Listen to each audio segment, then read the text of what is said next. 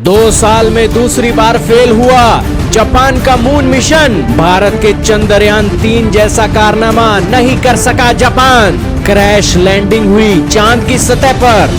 जी हां दोस्तों, भारत जापान को इस तरीके से पछाड़ता जा रहा है कि जापान दूर दूर तक नहीं दिखाई दे रहा है।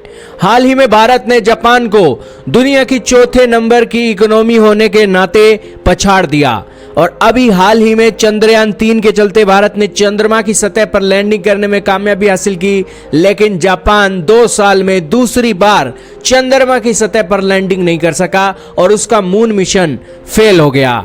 दरअसल जापान का रेजिलियंस स्पेसक्राफ्ट चंद्रमा की सतह पर उतरने से पहले क्रैश हो गया। इसके बाद जापान की कंपनी ने लगातार उससे संपर्क साधने की कोशिश की, लेकिन कोई भी संपर्क नहीं बन सका।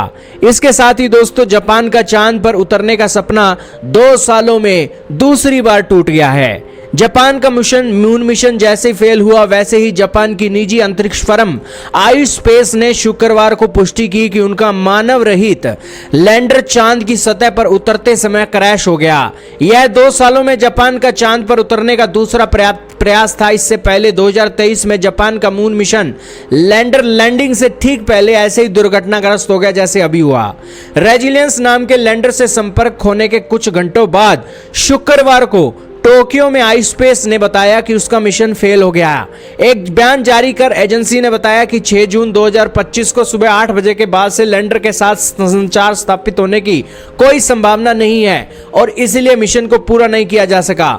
आईस्पेस के संस्थापक और सीईओ ताकेशी हाकामाडा ने कहा कि यह देखते हुए कि वर्तमान में सफल मून लैंडिंग की कोई संभावना नहीं है, हमारी प्राथमिकता अब तक प्राप्त टेलीमेट्री डाटा का विश्लेषण करना और लैंडिंग फेल होने के कारणों का पता लगाना है। बता दें कि जापान ने रेजिलियंस लैंडर को जनवरी 2025 में स्पेसएक्स फाल्कन 9 रॉकेट के साथ अंतरिक्ष में भेजा था। इसने चंद्रमा की कक्षा में करीब 5 महीने बिताए। अंतरिक्ष यान मई में चंद्रमा की कक्षा में प्रवेश कर गया, जिसके बाद इसे चंद्रमा के उत्तरी भाग में एक स्थित मारे फ्रिगोरिस नाम की एक जगह पर लैंड करना था। लैंडिंग की योजना 12:47 के लिए बनाई गई, जिसका प्रसारण दुनिया के हजारों दर्शक लाइव देख रहे थे। हालांकि जैसे ही रेजिलियंस 100 किलोमीटर की कक्षा से उतरने लगा, मिशन नियंत्रकों ने लैंडर के साथ सभी संपर्क खो दिए।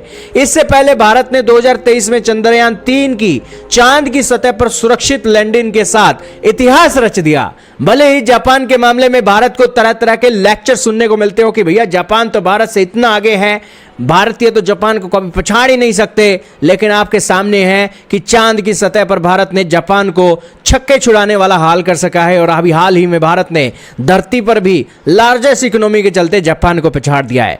तो यही कारण है कि दोस्तों, किसी की भी एक माली हालात को देखकर उसे कमजोर नहीं मानना चाहिए। आज के समय की सच्चाई यही निकलकर सामने आ रही है।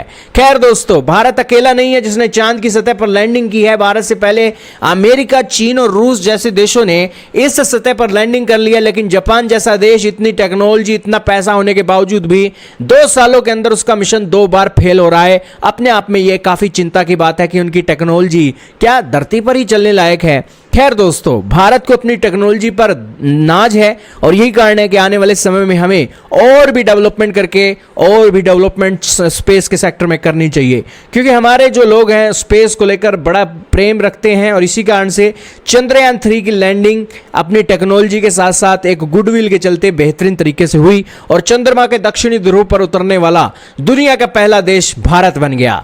आपका क्या मानना है दोस्तों? कमेंट सेक्शन में जरूर बताइएगा।